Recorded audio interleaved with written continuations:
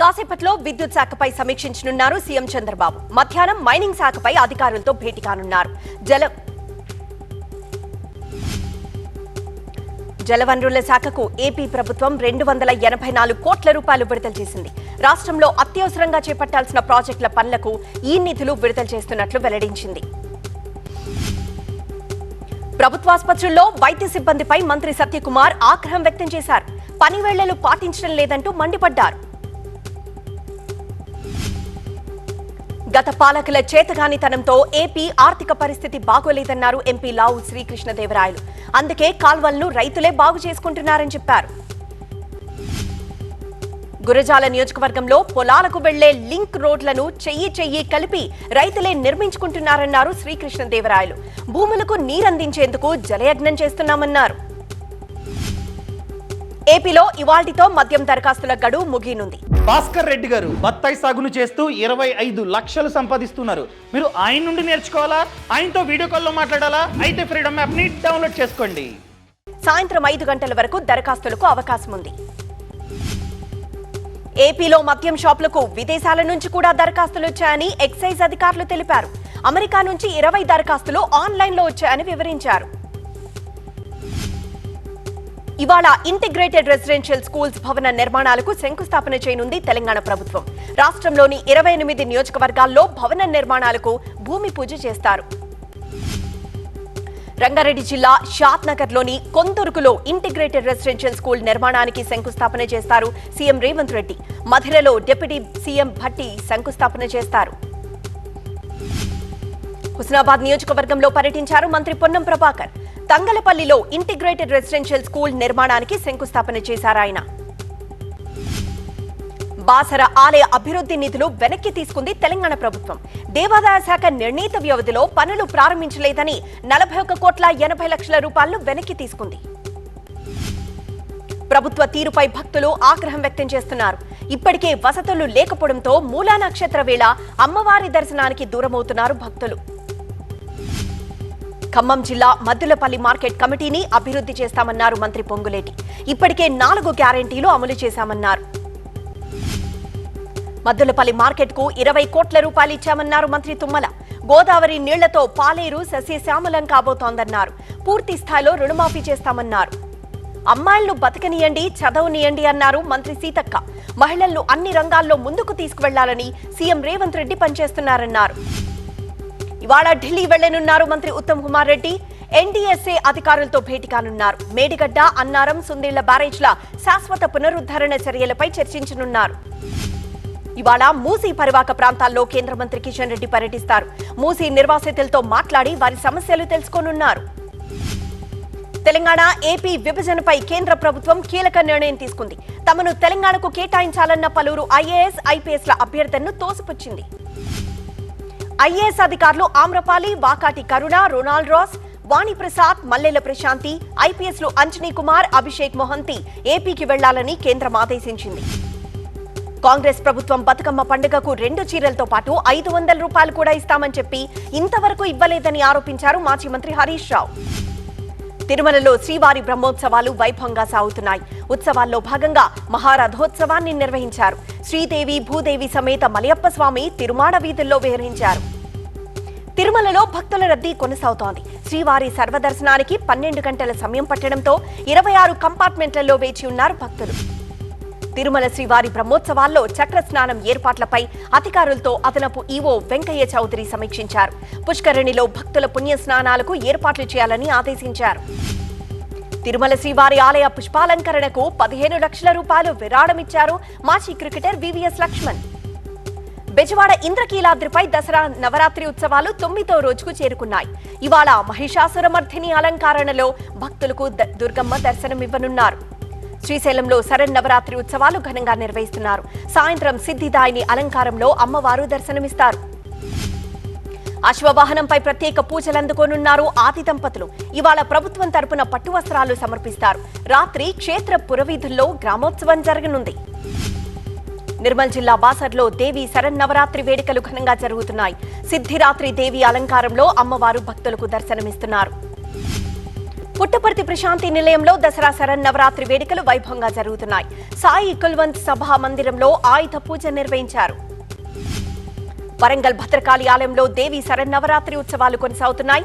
మహిషాసురమర్ధిని అలంకరణలో అమ్మవారు భక్తులకు దర్శనమిస్తున్నారు. విశాఖలో కన్యకా పరమేశ్వరి అమ్మవారిని కరెన్సీ నోట్లతో అలంకరించారు. అమ్మవారిని దర్శనం కోసం భక్తులు భారీగా తరలివస్తున్నారు. కుకట్పల్లి బాలాజీ నగర్ లో శ్రీ కనకదుర్గ ఆలయం వద్ద సద్దుల బతుకమ్మ సంబరాలు అంబరాన్నంటాయి. మహిళలు పెద్ద సంఖ్యలో హాజరై బతుకమ్మ పాటలు పాడి ఆడారు. మహబూబాబాద్ జిల్లా చిలకోయలపాడులో బతుకమ్మ వేడుకలు ఘనంగా నిర్వహించారు. మహిళలకు చీరలను పంపిణీ చేశారు. కిసాన్ పరివార్ అధినేత భూపాల్ నాయక్, సీఈఓ వివేక్. ఖమ్మం జిల్లా మధిరలో బతుకమ్మ సంబరాలు ఘనంగా జరిగాయి. ఈ వేడుకల్లో మహిళలు అధిక సంఖ్యలో పాల్గొన్నారు. కోలాటాల మధ్య బతుకమ్మ ఆడారు. భద్రాద్రి కొత్తగూడెం జిల్లా ఇల్లందులో బతుకమ్మ వేడుకలు ఆకట్టుకున్నాయి. ఆటపాటలతో నృత్యాలు చేస్తూ బతుకమ్మ గొప్పతనాన్ని కీర్తించారు మహిళలు. అల్లూరి జిల్లా చింతూరులో బతుకమ్మ సంబరాలు ఘనంగా నిర్వహించారు. ఈ సంబరాల్లో మహిళలు, చిన్నారులు పాల్గొని ఆడిపాడారు. దసరా పండుగ సందర్భంగా హైదరాబాద్ నుంచి సొంత ఊర్లకు వెళ్తున్నారు ప్రయాణికులు. ఒక్కసారిగా వారి వాహనాలు జాతీయ రహదారులపై రావడంతో టోల్ గేట్ల దగ్గర రద్దీ పెరుగుతోంది. విజయవాడ రహదారిపై చౌటుప్పల్ మండలం పంతంగి టోల్ ప్లాజా దగ్గర వాహనాలు పోటెత్తాయి. పెద్ద సంఖ్యలో వాహనాలు రావడంతో ట్రాఫిక్ నిలిచిపోయింది. దసరా రద్దీ దృష్ట్యా తెలంగాణ వ్యాప్తంగా 6,300 బస్సులు నడుపుతున్నామన్నారు ఆర్టీసీ ఎండీ సజ్జనార్. స్పెషల్ బస్సుల్లో మాత్రమే స్వల్ప ఛార్జీలు పెంచామన్నారు.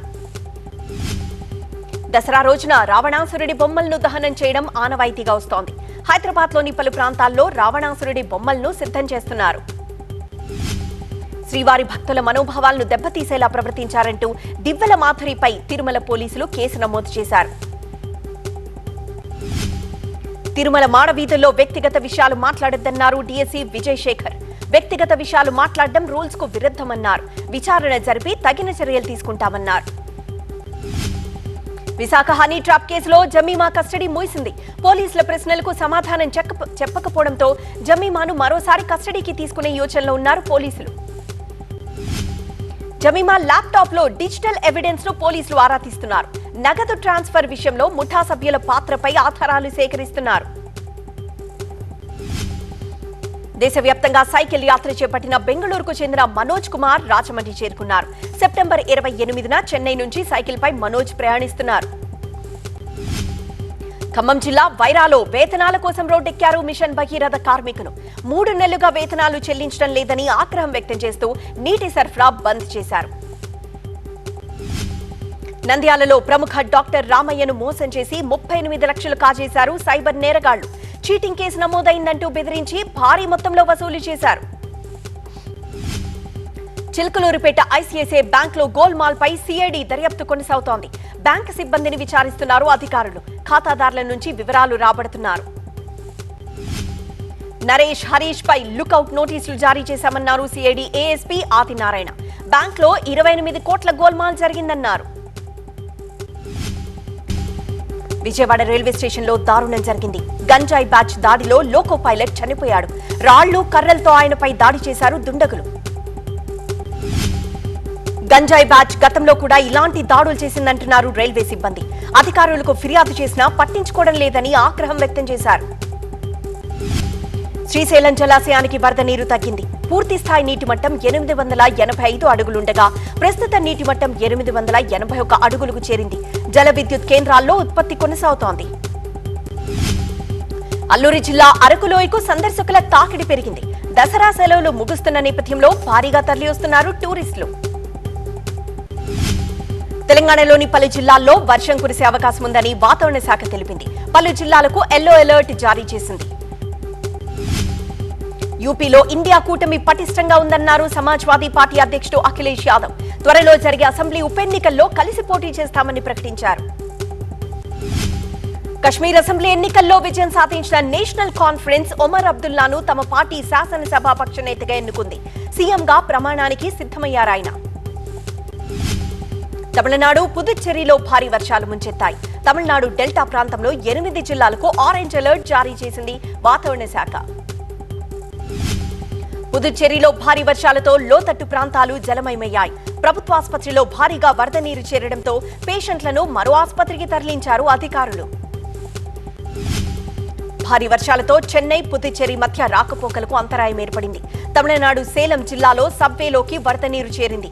వరద నీటిని తొలగించడానికి అధికారులు చర్యలు చేపట్టారు. మైసూరులో దసరా ఉత్సవాలు ఘనంగా జరుగుతున్నాయి. చాముండేశ్వరి అమ్మవారిని దర్శించుకునేందుకు భక్తులు పెద్ద ఎత్తున క్యూ కడుతున్నారు. మహాష్టమి సందర్భంగా ముంబై దేవి ఆలయంలో హారతి కార్యక్రమం నిర్వహించారు. హారతి చూసేందుకు ఆలయానికి భక్తులు పోటెత్తారు. అమ్మవారికి ప్రత్యేక పూజలు నిర్వహించారు.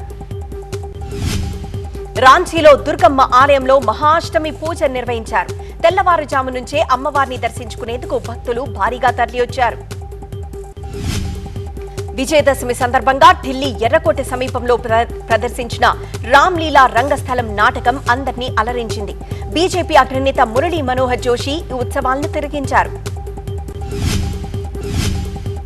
ఫెస్టివల్ ఆఫ్ ఇండియా పేరుతో ఢిల్లీలో టీవీ9 దుర్గా పూజ వేడుకలను నిర్వహించింది.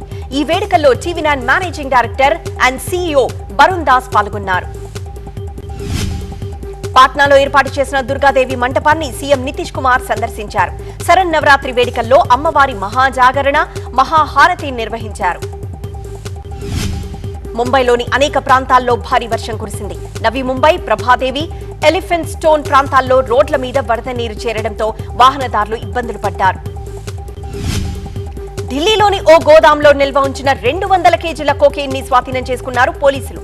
దీని విలువ 2000 కోట్లుంటుందంటున్నారు. పరారీలో ఉన్న నిందితుల కోసం గాలిస్తున్నారు. ఇవాళ బాలీవుడ్ సూపర్ స్టార్ అమితాబ్ బచ్చన్ 82వ పుట్టినరోజు. ముంబైలోని ఆయన ఇంటి ముందు గుమిగూడిన అభిమానులు పెద్ద ఎత్తున వేడుకలకు సిద్ధమయ్యారు.